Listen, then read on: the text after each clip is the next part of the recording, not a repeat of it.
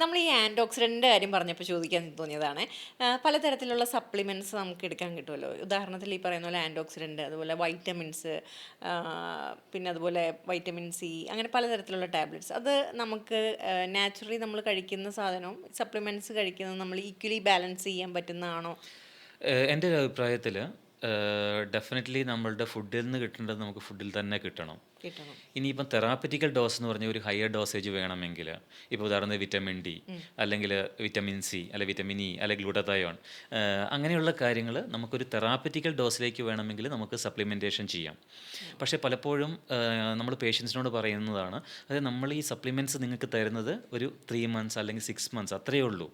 So ഇത് life long ആയിട്ട് നിങ്ങൾ ഉപയോഗിക്കേണ്ട ഒരു കാര്യമല്ല. റാദർ നിങ്ങൾക്ക് നിങ്ങളുടെ ഫുഡിൽ നിന്നും നിങ്ങളുടെ ലൈഫ് സ്റ്റൈലിൽ നിന്നും നിങ്ങൾക്ക് ഡേ ടു ഡേ സപ്ലൈ കിട്ടണം. അതാണ് ഇമ്പോർട്ടൻറ്റ്. അന്നേരം സപ്ലിമെൻറ്റ് മാത്രം മതിയോ എന്ന് ചോദിച്ചാൽ അങ്ങനെ ഒരു ക്ലാസിഫിക്കേഷൻ ഓഫ് ആൾക്കാരുണ്ട്. ഓക്കെ, എല്ലാത്തിനും ഞാൻ സപ്ലിമെൻറ്റ് എടുത്താൽ മതിയല്ലോ എന്ന്. പക്ഷേ സെർട്ടൻലി അത് പോരാ. നമുക്ക് ഫുഡിൽ നിന്ന്, കാരണം ഈ ആൻറ്റി ഓക്സിഡൻസ് എന്ന് പറഞ്ഞിട്ടുണ്ടെങ്കിൽ വലിയൊരു സ്പെക്ട്രമാണ്, ഒരുപാടെണ്ണം ഉണ്ട് അതിനകത്ത്. അന്നേരം നമുക്കിതെല്ലാം നമുക്ക് ടാബ്ലറ്റായിട്ട് എടുക്കാനായിട്ട് പറ്റില്ല. മേ ബി നമുക്കൊരു ഗ്ലൂട്ടത്തയോൺ എടുക്കാം, അല്ലെങ്കിൽ ഒരു എന്താ പറയുക വിറ്റമിൻ സി എടുക്കാം. പക്ഷേ എല്ലാം നമുക്ക് കിട്ടില്ല.